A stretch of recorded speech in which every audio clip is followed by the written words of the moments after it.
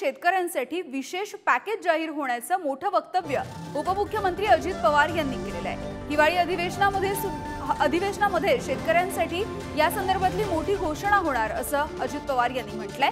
त्यामुळे राज्यातील नुकसानग्रस्त शेतकऱ्यांना आता सरकारच्या मदतीची प्रतीक्षा आहे। विशेष पॅकेज राज्याचे प्रमुख हे अधिवेशन संपायच्या आत 100% महायुतीच्या सरकारच्या वतीनं जाहीर करणार आहेत।